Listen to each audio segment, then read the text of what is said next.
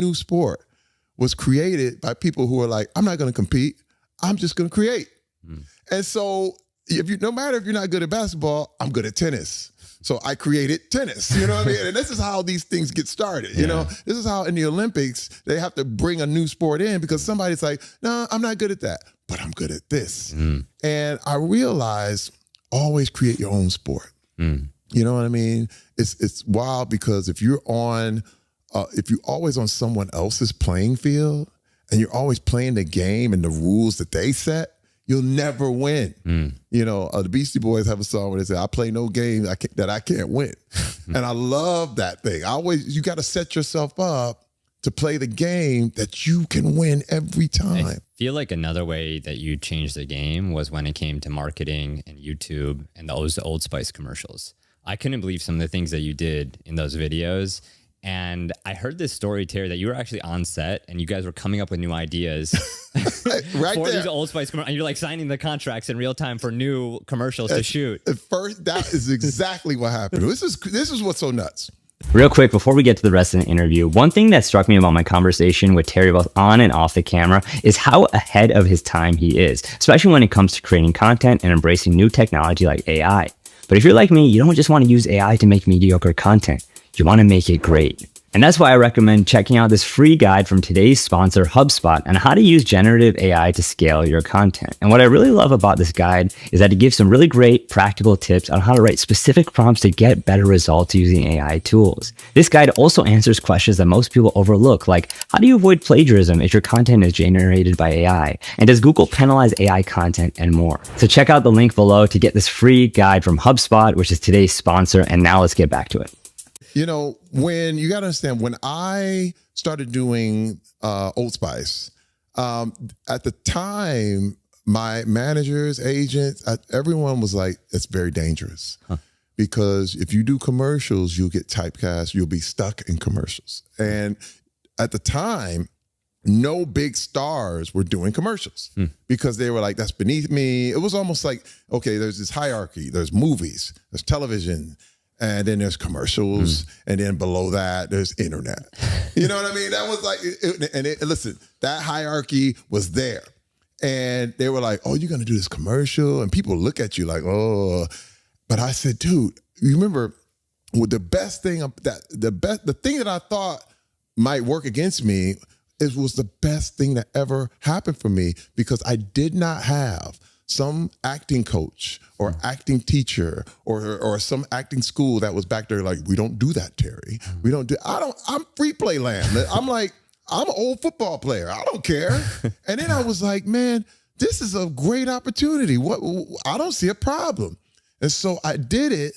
And I remember we were on set and I was doing this crazy stuff. And then my pecs started popping. They were like, wait, that's a whole nother spot, you know? And they started coming up with stuff. I'll never forget. We did the Block commercial when I was like, Block. They were like, he's willing to do this stuff. Because I was it was like we were simpatico. We were hitting on every level. And I saw no difference between entertainment and marketing.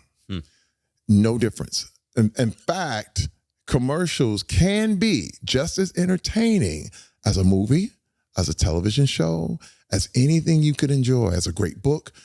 Everything is entertainment, everything. And when it's funny, because it really hit me when people were watching all the Old Spice commercials for a half hour straight, and they were watching them as entertainment. And I realized this is the way. Terry, you mentioned embracing new mediums, and I think you're always on the cutting edge of that. I wanted to share a moment from America's Got Talent, which you host, which just blew me away. And I think the impact of this for entertainment and media is going to be groundbreaking. Oh my God, yes. Yes. Metaphysic.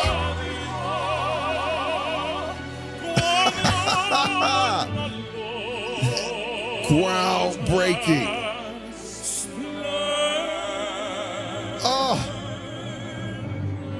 This is so good, John. That was scary. Explain that clip. Okay. First of all, this group called Metaphysic had the ability to create an AI version of any person, any celebrity. They ended up going to the finals by bringing Elvis back to sing live at the finals, which was crazy. And it was indistinguishable from real life. They do the Tom Cruise deep fake. They do so many other things. And I said, this is the future, man. They went all the way to the finals. Like, they almost made it, but it changed the game. I was like, this is the future. In fact, I would love, and I'm an early adopter, but I would love, and I've scanned my whole body several times, but when I'm long gone, to still be able to do performances, literally for my grandkids in other projects and other movies and other things, when I am already I could be 50 years gone, but people will still see a new Terry Crews project. That's the dream. That, for me, I have no problem with that. You know what I mean? Go ahead, you got it. And these guys with this technology and what AI has done, I've already invested in stuff. We actually have a full-fledged digital copy of Carnegie Hall that I teamed up with this group called Virtual Worlds, and we went and we scanned Carnegie Hall for the future. Wow, that's fat. The deep fake stuff, Terry. Wow, I didn't realize you had your body whole scanned. Yeah, I have several times. Several times. Because it gets better. You know what I mean? And so you go back and do improvements. I did it. The first time I did it was 5 years ago. Wow. And so now I did one like a year ago. And so now, and even now I got my face scanned just literally a week ago to add facial hair and all this stuff. So the technology is getting better and better and better. I remember early on in my time in Hollywood, everyone said digital will never replace film. You have to, my early movies were on film. And everyone was like, nope, digital will never make it. Hey, and it's Kodak Theater. It will always be the Kodak Theater until Kodak was gone. But see, this also reminds me, I grew up in Flint, Michigan. And everyone was like, foreign cars, they were burning foreign cars when I was a kid. There would be smokestacks, in the parking lots from the workers who were like, there will never be a foreign car in Michigan and wherever. And I saw their resistance, but while they were resisting, their factories were being closed.